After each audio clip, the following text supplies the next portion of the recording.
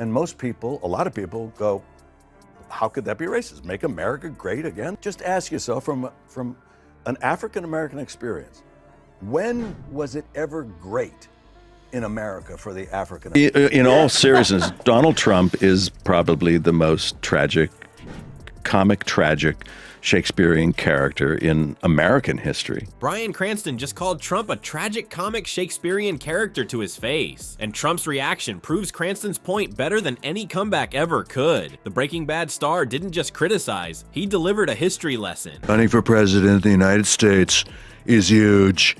It would be a huge, huge thing to play this man. Let me tell you something that I can tell you. I love women. In all seriousness, Donald Trump is probably the most tragic, comic tragic Shakespearean character in American history. Make America great again.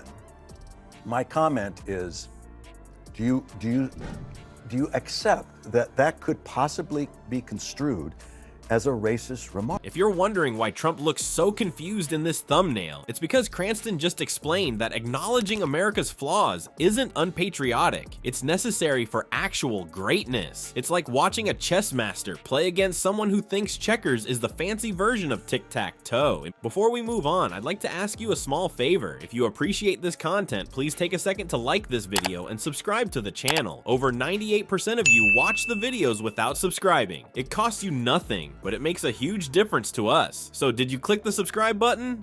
Great, thank you so much. Now back to the video. Cut from that famous scene from Breaking Bad to Bryan Cranston calmly discussing American politics on a talk show while wearing a suit. What a twist in the plot. That we have never seen before. But he is an anomaly to presidential politics in America. I think he's an anomaly to humankind. When was it great?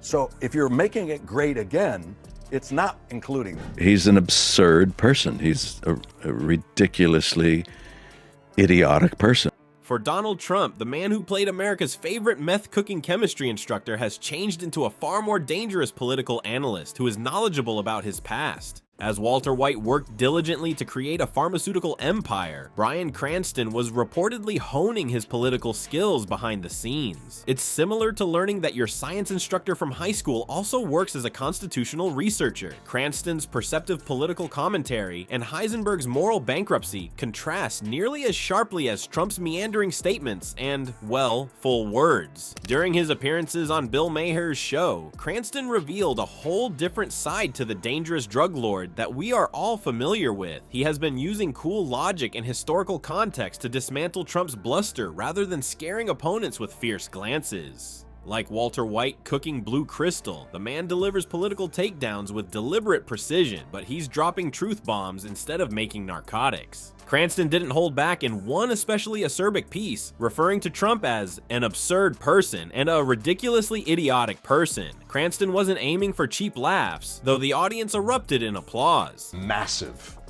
commands attention, demands it.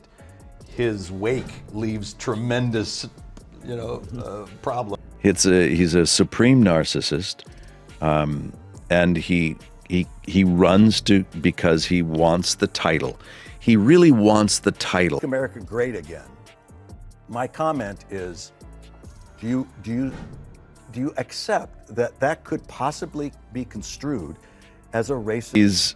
He's an absurd person. He's a ridiculously idiotic person. Cranston presents receipts, in contrast to many celebs who misinterpret Twitter tirades as political speech. He provides real evidence to support his criticism, presenting arguments that have obviously resonated with Trump's fans and thrilled his detractors. However, his most damaging criticism went much beyond simply disparaging Orange Man. It was much more profound. Cranston targeted Trump's well-known red hat slogan, which is at the heart of his political persona. You know, the one that's been emblazoned on everything from those strange golden Trump sneakers to truck flags and baseball caps. It appears that fake drug money is not necessary for Bryan Cranston to have an impact. He's not just babbling meaningless celebrity cliches. Instead, he's using his platform to make real, meaningful arguments. It seems that the actor who played Heisenberg is more intelligent than both the former president he is disparaging and the character he played. The painful question that Trump supporters frantically try to avoid is hidden beneath that well-known red hat slogan. America for the African American.